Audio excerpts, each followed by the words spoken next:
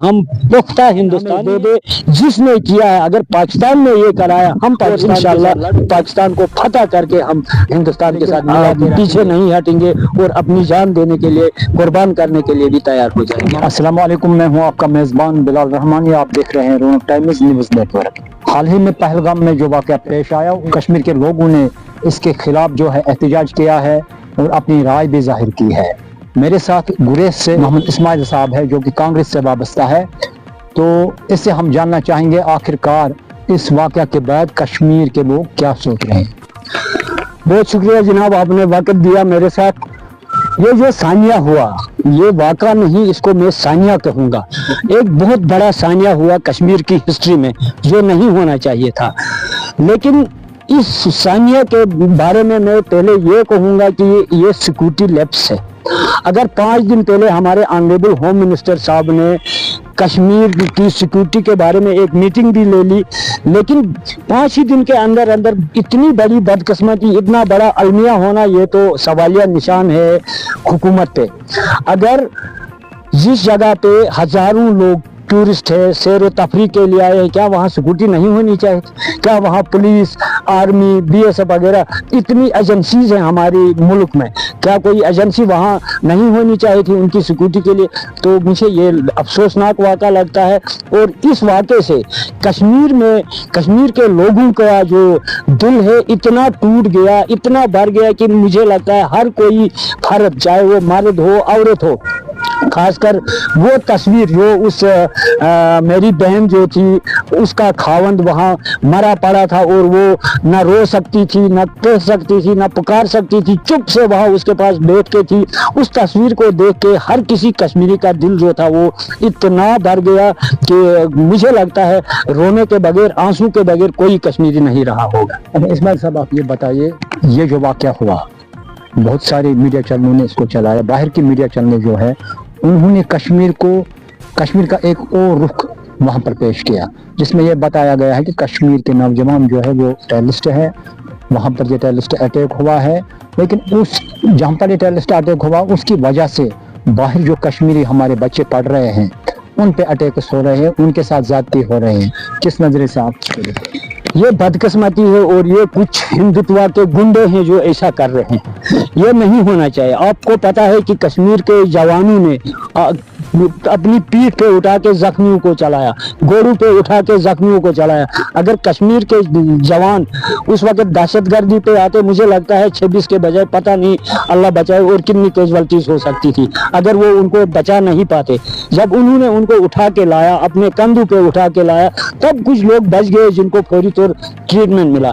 ये एक प्रोपेगेंडा है, जहाँ तक मेरा नजरिया है, ये एक प्रोपेगेंडा है कि कश्मीर के लोग ऐसे हैं वैसे। आपको पता है कि कश्मीर के आज से 30 साल से कश्मीर में जो बंदूक आई, लेकिन कभी ये पहला वाक़ा है कि कश्मीर में टूरिस्ट पे हमला हुआ, आज तक कभी नहीं हुआ। यात्रा इतना बड़ी संख्या से लोग यहाँ हमारे हिंदू भाई यात्रा के लिए आते, कभी किसी पे ऐसा हमला नहीं हुआ। ये चूक है, सिक्योरिटी लैप्स है और कुछ नहीं है, और कश्मीर को बदनाम करने की साजिश है। आदिल जो कश्मीरी जवान था उसने कोशिश की थी गन भी छीनने की और अपनी जान गंवा दी उसने टूरिस्ट को बचाने के लिए।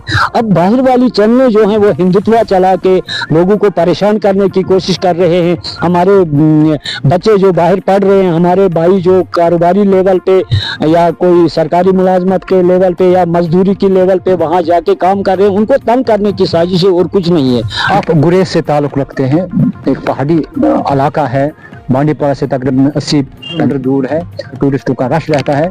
तो क्या लगता है ये जो वाक़या पेश आया, कितना फ़र्क पड़ जाएगा गुरेज? इस वाक़े से तो बहुत फर्क पड़ गया। मेरा खुद भी अपना होटल है, मेरा बेटा कह रहा था कि जो एडवांस बुकिंग थी वो सब रिफंड करनी पड़ी। इससे मेरे गुरेज में भी एक बहुत बुरा असर पड़ा इस सानिया के बाद। हालांकि ये मैं आपको उसूक से कहूँगा कि मेरा गुरेज जो है बहुत शांत इलाका है, ऐसा कभी वाक़ा ना हुआ है ना इंशाल्लाह होगा।